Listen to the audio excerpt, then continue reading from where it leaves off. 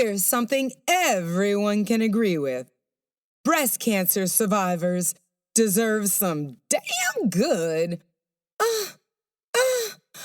orgasms.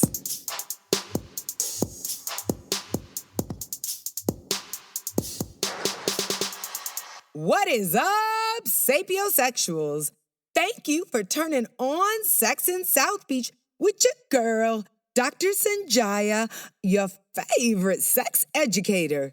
So the sex situation we're getting into right now is all about how to have an amazing orgasm, or 2, or 3, or baby, maybe even 4, after you've survived breast cancer. And today's show ain't just for breast cancer survivors. It is also for the men and women who love them, because sex after breast cancer is not only a challenge for those who are diagnosed, but it is also an important issue for people who want to penetrate a survivor's vagina. Men, they might want to penetrate with their penis, or those superhero gentlemen, you know, the ones that you dream about, they might decide that penetration with their tongue is the right way to start the show. So boom! Whether you have survived breast cancer or are in the middle of beating this brutal bitch down, and you gonna do it, girl, I know you are, or if you love someone who is in one of those situations, this show is for you. So you need to perk those sexy little ears up, okay? And since 1 in 8 U.S. women will experience breast cancer in their lifetime, there is a very good chance that you already love or will love a woman who has survived this beast. And while likely she did receive amazing medical treatment, most survivors, you know what? They never get any advice about how they should go about having sex after survival. And that is really effed up, okay? The expectation that people can survive a major health crisis that is going to impact every aspect of their life, especially those matters related to hormonal changes, it is sad. It is so disappointing that our healthcare system offers little, if any, guidance for how to enjoy awesome erogenous experiences after survival. But you know what? That is okay, because you are tuned in right now, and we gonna get started today, people. And I know this is from personal experience. I know that the medical system could be doing so much more, because every single year, the Sylvester Cancer Center, you know, the only cancer center in South Florida designated by the National Cancer Institute, well, they invite me to give a workshop on sex after breast cancer. And let me tell you, it's a patient group that I attend, a very active, like a supportive educational group. And the house is always packed, not only with survivors of breast or ovarian cancer, but also many men who love these women. They also attend the workshops and have questions of their own. And while I have learned a ton about sex after cancer from the brave women who attend these workshops, the one thing I hear over and over again is that nobody is talking to them about ways to deal with the sexual changes that they may experience after surviving cancer. No one within the healthcare system is really addressing it. So, of course, I am proud to be part of the healthcare system and also be speaking to you, but I want to encourage everyone around the world, doctors, nurses, educators, support group coordinators, sexologists. We really have to do more for all of the women and men as well who have their sex life is going through major changes because of breast cancer. And the great news is that so many people are surviving breast cancer these days. And I know that we can do better once we start incorporating, you know what? how to have some banging sex after breast cancer. So let's get started today, right now, and right here. We're going to get down to the nitty-gritty on better sex after breast cancer. And based on my experiences learning about common issues that impact sexual satisfaction for survivors, I have developed a 4-part plan to help breast cancer survivors get their sexual groove back. And let me tell you, you ready to hear about it? It's educate, masturbate, lubricate, and recreate. You heard? Educate, masturbate, lubricate, and recreate. Try to say that 4 times fast and your tongue will get tied too, okay? Step 1, educate. The first thing that you have to learn more about is what you are going through. You are not the first person to experience breast cancer, and unfortunately, you will not be the last. And you are certainly not the first person to be in love with someone going through it. And you can learn so much from other people who have already walked in your shoes. Many people have written blogs on sex after breast cancer or made videos, and lots of people attend breast cancer support groups, just like I was talking about. Unfortunately, sex is still such a taboo issue in society. So it's one of these topics that a lot of people have a lot of information about, but very few people are willing to express it and share it unless they're prompted. So I highly recommend ramping up your courage, okay, and attending a support group. I know that when I speak to the patient support group at the Sylvester Cancer Center, many women exchange ideas during our conversation, and these interactions normalize the changes and help women find proven strategies that support sexual satisfaction. Now, some of the common challenges that you should start becoming educated about are A, loss of sexual desire. Now, this is super common when women are battling breast cancer and adjusting to their life after beating cancer down. And when you think about it, loss of sexual desire is so common for anybody who's under a lot of stress or focused on achieving something really important, like living, okay? And if you experience loss of sexual desire while you're focused on beating cancer, this is totally normal. And it's okay to be honest with yourself and your partner if you are involved with someone. But you need to put it into context. And remember that sexual desire often diminishes for anyone undergoing tremendous stress, not just women going through breast cancer, okay? It is very, very, very common. And it's also something that will dissipate as you get more and more comfortable with your status as a survivor, girl, like superhero. That's what I call it. Body image changes. Now, this is another common concern for survivors that needs to be addressed through education. Many women who have had mastectomies end up with brand new, beautiful breasts, and the physical changes are not always easy to adapt to, even if they physically look great. But you know what? Not all women choose to get new breasts. And also, in addition to changes in breast appearance, some women may also have to have a hysterectomy or another procedure that changes their reproductive potential and the functioning of their vaginal area. And let me tell you, symptoms of vulvovaginal atrophy, this is like degeneration of the vaginal area. It occurs in 50 to 70% of breast cancer survivors. And though this is not a visible physical change, these body changes are not easy for women to adjust to. Plus, changes can often diminish the body's ability to produce lubrication when they're sexually excited.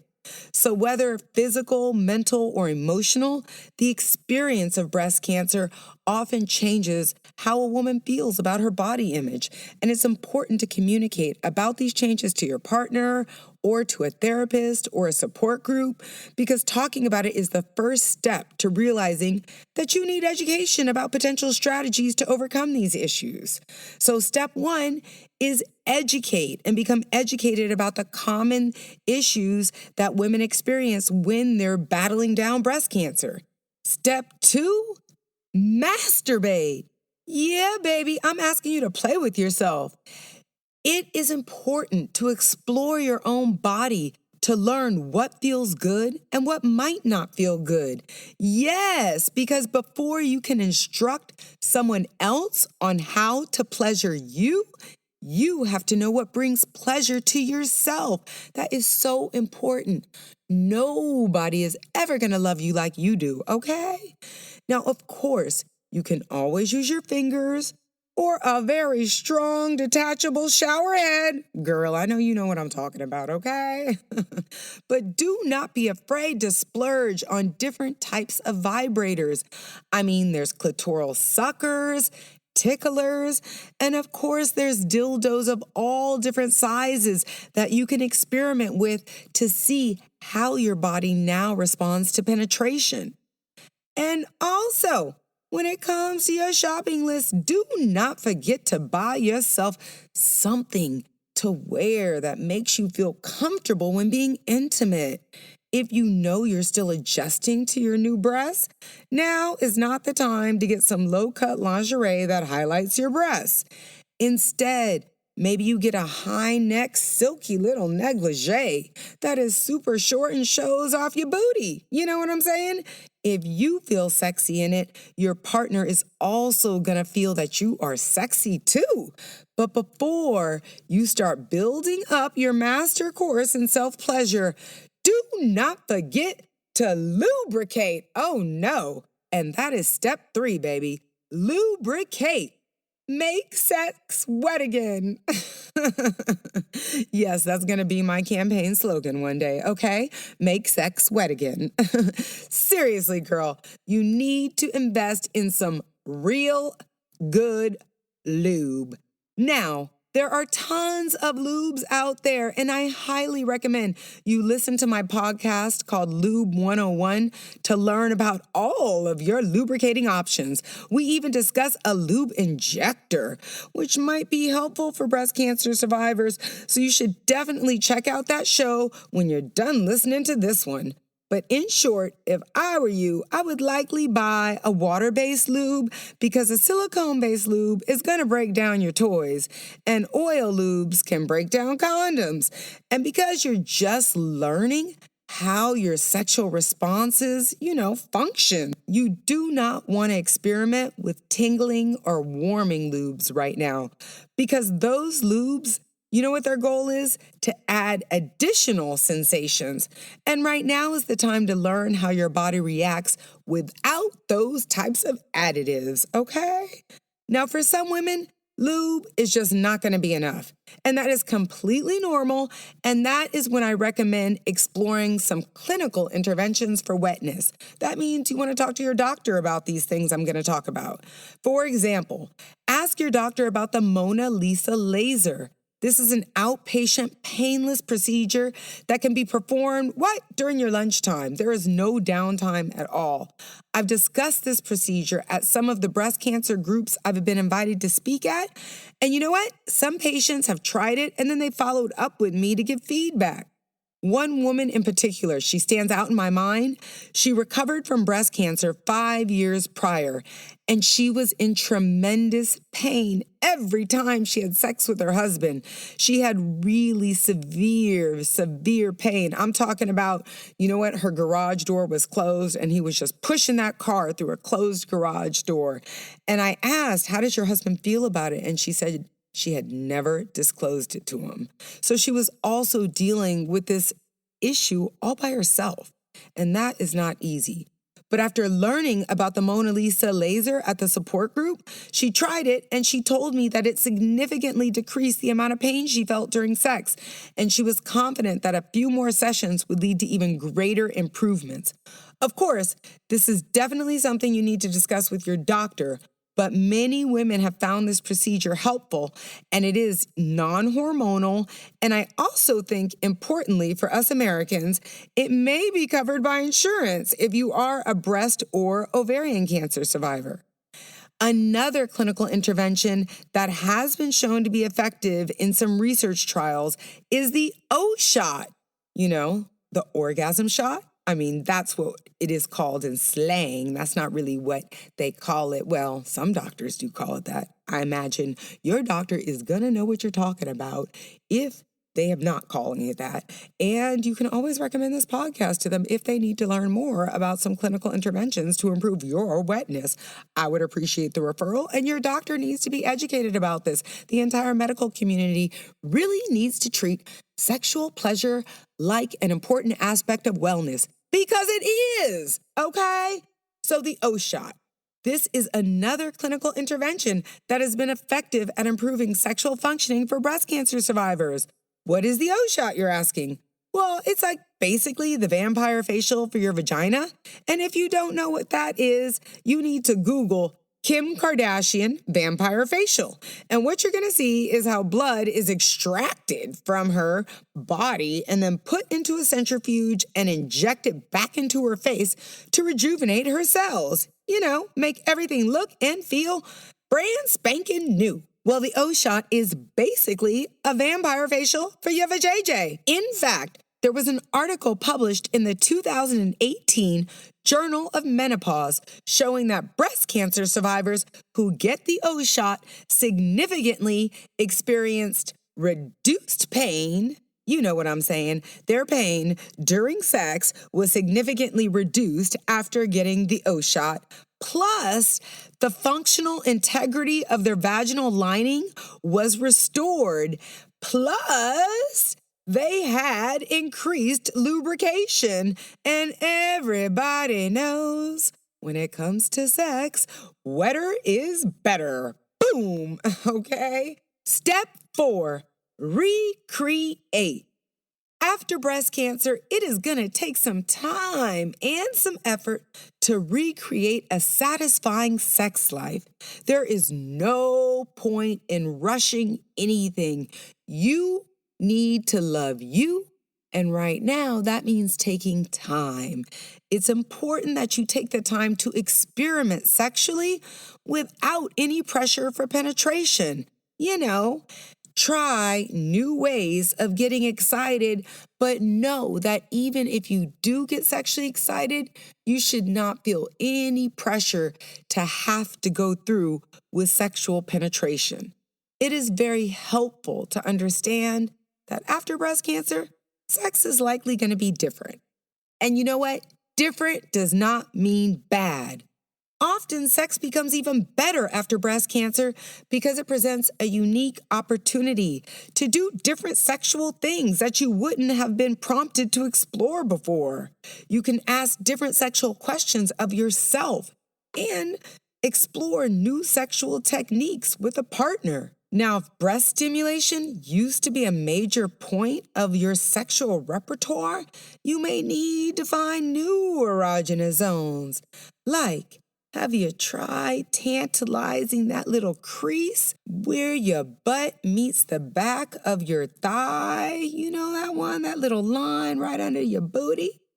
Or that sweet spot below your navel? That's your sacral chakra. You know, right above your vajayjay, right below your belly button. Your sacral chakra area is known to be extraordinarily stimulating.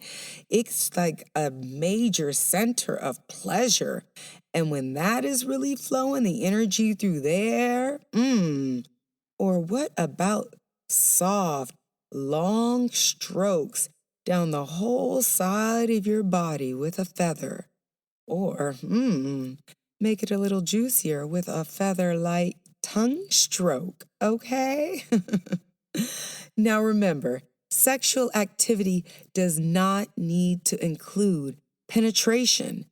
And when you're ready to consider penetration, start with, a vibrator on your own of different sizes. Then maybe you proceed to a finger, or maybe a tongue, and then a finger. You know what I'm saying? Take your time. And if you feel like pleasuring your man, but your vagina doesn't feel ready quite yet, girl, you gotta use your hands, okay? Or your mouth. There's plenty of ways to help your guy climax that does not involve vaginal pain. But most important, keep your mind open to new sexual possibilities and keep the relationship door open for honest communication. Talk about the changes that you're going through. Discuss some potential new positions. I don't know, maybe you go down on him in the car. You know what I'm saying?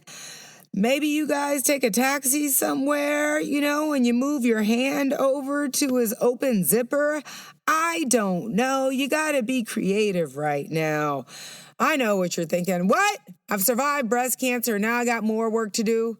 Girl, you know what? This is a new opportunity to recreate an exciting new sex life. And that is the best way that you can really look at this.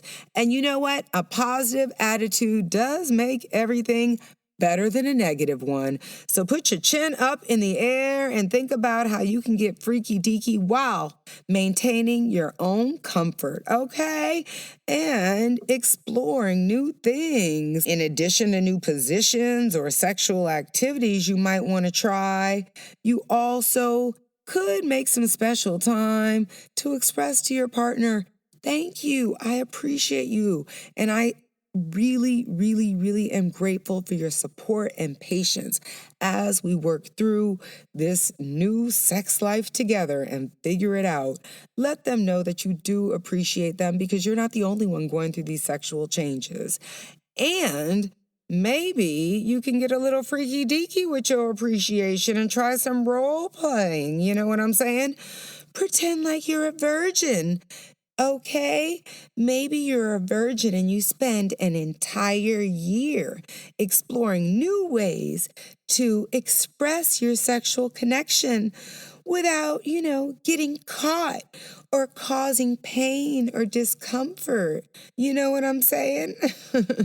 The longer you spend playing with each other sexually, the more satisfying your sex life can become. The key here is to take your time. Communicate honestly and stay open to trying new modes of sexual pleasure. All right, now it's time for the climax, y'all, when I give you a little something to remember this show by. And today, that something is the 4-step plan to step up your sexual satisfaction after breast cancer. Step 1, educate. Learn about the common sexual issues breast cancer survivors experience and attend support groups to get advice from other survivors. Step 2, masturbate. Explore your sexual responses after breast cancer and find out what feels good to you so then you can tell your lover how to turn you on. Step 3, lubricate. Buy yourself lots and lots and lots of real good lube. And go for the water-based variety right now. And most important, listen to my podcast called Lube 101 as soon as you turn this one off. And step 4 is recreate. Yes, baby, this is an opportunity to create a newer, better, stronger sexual repertoire that turns your body on like never before. And remember, you can always do a little naughty role playing to remind your partner to treat you just as tender as a virgin. Like a virgin. Hey! Y'all, I so appreciate you letting me chat with you about my 4-step plan to get your sexual groove back after cancer. Now you know what's going to happen next. You're going to share this show with someone you love, perhaps someone who has survived breast or ovarian cancer, or even better, next time you're with this person that you love, why don't you just turn on this podcast and listen together? It'll show that you are here to support her sexual recovery, and it will serve as a really lighthearted way of starting a sexual conversation that could otherwise be very difficult to have without the right situation. You know what I'm saying? For your daily dose of Nookie knowledge, check me out on all the social media networks. That's Dr. Sanjaya, DrSonjia. on Instagram, Facebook, Twitter, LinkedIn. Come on, baby. What are you waiting for? It is definitely time to link up. Thanks so much for turning on Sex in South Beach, where everyone comes for happier, healthier sex.